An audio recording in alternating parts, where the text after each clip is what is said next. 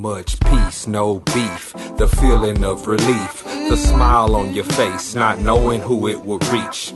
Flip the script and rearrange the rules. One love to all the children doing good at school. I picked up Lil Bread, let them play in the park. Seen 2 kids flexing, squash it before it start. Gave dap to my friends who lead and don't follow trends. Leave them drugs alone, make the hood great again. Showing love to my peeps.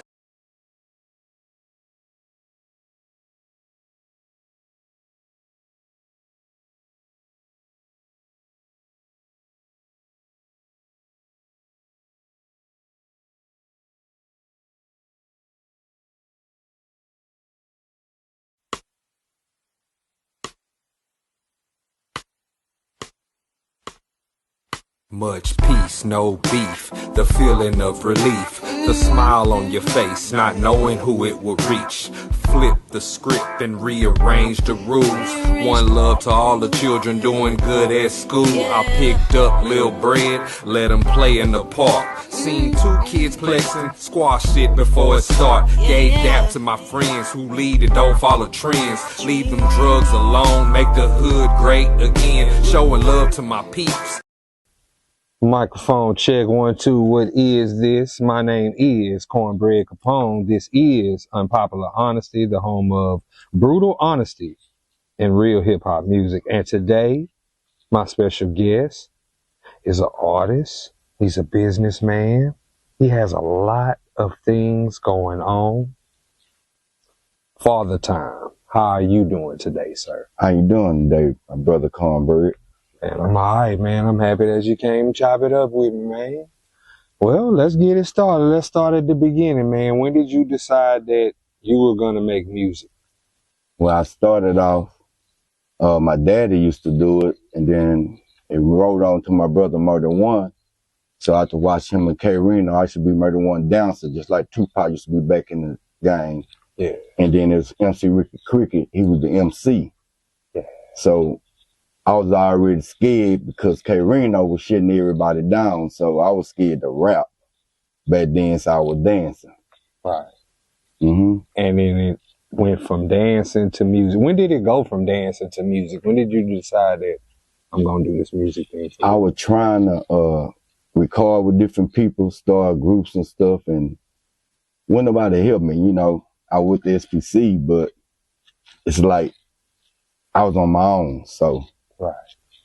My old man told me I don't need nothing but a computer and a keyboard. So I ain't listening. No, I was trying to run behind Dope E because Dope E had expensive keyboards. Dope E making beats for everybody in Houston. Right. So I was trying to be like Dope E. So then my daddy made me realize. Then I just started with my dude named Slugs and Jano. You know, we had a record company called 2 Country for You Records. Right. So we did a nice little CD, but we really didn't put the power and the energy in there to get it out there right. Okay. And what year was that when y'all put that music out? Ooh, that was way back in 1989. Ooh. Something like that. Wow. So when you officially made music, do you remember what year that was? Yeah, 1980. I've been doing it for a long time, just doing it. I used to hang with Mystical, Eazy-E, you know, Bone Thugs and Humming. So Ricky Cricket, you know, he never drove nowhere. Right. So every time we had a show or something going on in Houston, me and him was like right-hand man. So I drive him there. So it gave me the opportunity when the club closed, the chill was too short and all these other celebrities you heard. Yeah. Well, tell me about your label, man. What does your label have going on? Because you have a label. Yeah, I started a label called Heavens Up Records, and it all came from the Most High God. Right. And tell me about some of the artists you have on your label, besides yourself. I got to do Slugs, he the #1, that boy is super hard. I got DD, he from Mississippi, down there with the Memphis boys, he be doing this thing. And I got my son K-Man, he be doing this thing too. Now, I had an opportunity to see your entire roster perform at K Reno's birthday celebration. Let me say that was a great event first of all. Second thing I want to say is what stood out to me about the music that y'all performed. You had a particular record that you performed that got a certain reaction out of the crowd, because I was sitting there and I had a chance to listen and watch the people react to this record. If you care to talk about it, because I would like to, I think it's very important and it should be talked about. This record was talking about a certain type of woman that exists in the world today, particularly a modern woman who might have her brain whopped or might suffer from delusion. What made you make that song? The song came from what I went through. I try to help a lot of people, you know what I'm saying? And these females run game. Right. But you can't break somebody that's already rich. See what I'm saying? So I was trying to do everything to keep them happy. Right. But I was always losing. The only one always losing. So I just cut my mic on. Most of my songs I did, I never wrote down a song. I freestyle it. Okay. So there's a freestyle of a feeling that I felt inside. But that record, I don't know if you got a chance to notice the crowd reaction, but that record had people It's a hit. reacting. And Most I noticed that, and I said, most everything I do is a hit because it's not really done for me. It's done through God, through me. So everything I do is 90% accurate. well, I got to ask you this question because I ask everybody this question. Does Fathertime have a top 5 best rappers? Yeah, you know, Karina gonna be number 1. You know what I'm saying? Mm-hmm. And I like Zero. You know, I gotta show him on the 30th coming up, September the 30th. All right. You know, but tell the truth, I used to listen to nobody out of Houston. If you weren't from Houston, I didn't play you. Why? You remember why? Or it was Because it just whatever in my spirit, whatever you tune into or listen to, you getting the power. So I wasn't getting no power outside of Houston. Okay. So if you weren't from Houston, you wouldn't get played in my car or my house. Has that changed, or is it It's still changed. like that? It's changed because the generation changed and the youngsters came and changed everything up. So everybody got to step their game up. Everybody have to step their game up? Everybody step their game up. How so? Because I where I'm sitting at, I look at it a little different. I'm gonna be honest, and it's gonna be some people that's gonna be upset, but I don't give a fuck. The best rappers are in their late 30s, 40s, and 50s. Why? Because we have the most style, the most skills, and more likely to create classic material. And everybody that's whack is under the age of 30 because they don't have a classic nothing. Yes. And can't nobody dispute that. And I've been saying that for the last couple of years. Still waiting. But the truth is, we don't sell CDs no more like that. Barely sell CDs. You better doing flash drives. So everything is off of screaming.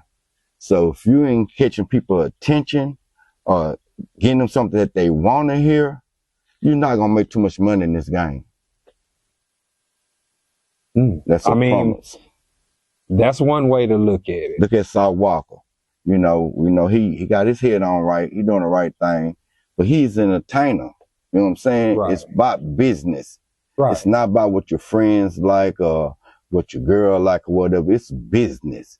So if you're in business to make money, you have to do what you have to do to make your money in your business. Yeah. And so that's step real. your game up. And the youngsters coming out with the drill rap, you know what I'm saying? So everything then switched to a little bit. Cause you can kind of look at it. You look at the shows like the old schools, you know what I'm saying? You might get you 500,000 or 600,000 people there. But them youngsters, 10, 11,000, 20,000 people. They selling out arenas. You know what I'm saying? That's I always live my life high, so I'm going to the high life. You know what I'm saying? I love underground, but it's about the money to me.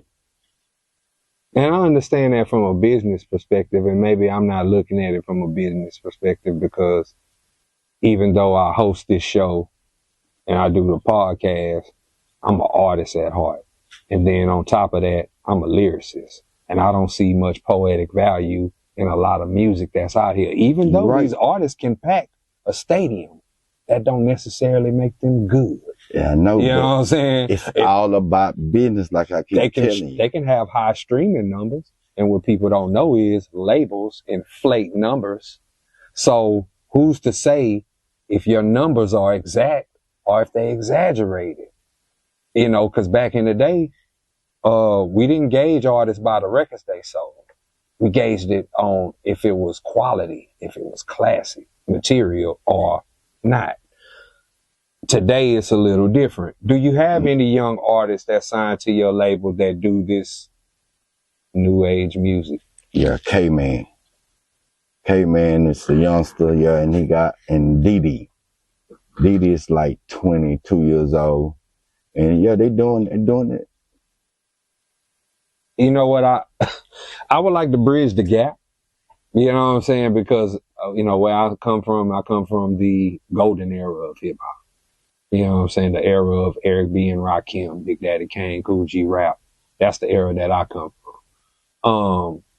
A lot of what happens today, I don't consider it hip hop. Like when we celebrated 50 years of hip hop, I celebrate 1973 through 1999.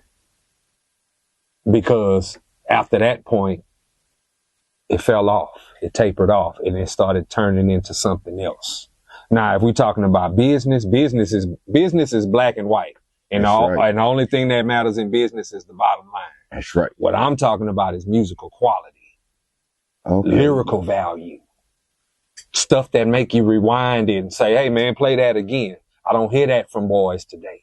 They don't make records that's worth listening to today. That's just me being honest. But at the same time, we having a platform, me being an artist, I do want to bridge the gap. I want to try to get an understanding as to why this is even existing or the point in it, you know. And if you could help me make that happen and sit down talking to the younger artists, that would be something I would be interested in doing just to gain an understanding, because a lot of people from my generation just shut the doors on them and they don't want to talk to them. You know what I'm saying? But I feel like I could talk to them because our connection is music. The reason why it is like it is today, because I'm one other person, you know what I'm saying? When the youngsters was coming up back in the game, we was telling them, man, the police over there bad, man. Tell man, fuck them police, man. The police this, police that. So we were really putting the negative in there. Didn't know what we was doing back in the days. Because if you look at SPC, there was battle rappers back in the game. Yeah. You know what I'm saying? And Kanye Cat, you know, Check Your Bitch, you know, all kind of songs back in the game. But now they country rapper trying to say, because we got older. Right. So basically the truth is of the game, our older people need to sit back and try to guide the youngsters the right way and let them do their thing. But we cannot tell them how to do their thing because it's coming out their body, their spirit. Right. So the world is changing. Everything is speeding up. The problem happened to Houston, Texas, period, was Screw slowed us down. When Screw came out with that Screw and slowed everything down, he slowed all the people down. So if you go to New York, you go anywhere else, they're fast moving. They're popping, they catching on. We lead back, we slow down, you know what I'm saying? Right. So it make it harder on us too out here in Texas because we too slow down. Yeah? Yeah, we're too slow down for people. Like the fast, like the other countries and other places, you know what I'm saying, a little faster. I think Houston has Houston got a hustle. Yeah, we got a hustle, but we still slow down. Oh yeah, okay. I feel what you mean. See what I'm saying? We're not fast paced. That's why other people come here and they take over. Because we too slow to catch on. But we slow down. Oh. Screw did something good. He said a culture for us. He said a good culture for us. But eventually he slowed us down. If you listen to my music, it's up tempo. Right. I love Screw. Energy. Yeah. When you slow it down, you're draining energy. I live off energy. Right. So when you slow it down, you're draining energy.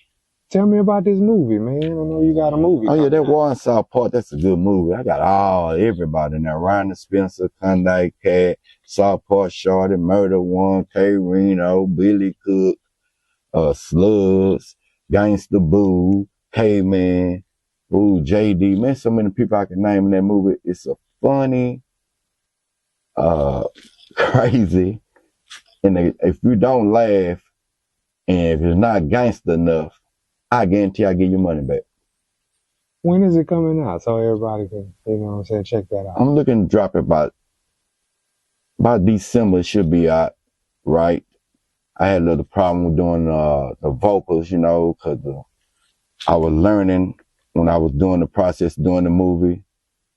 I bought everything myself. I didn't write no script. I freestyled the movie and put it together myself, and it was hard to get people to do it without a script.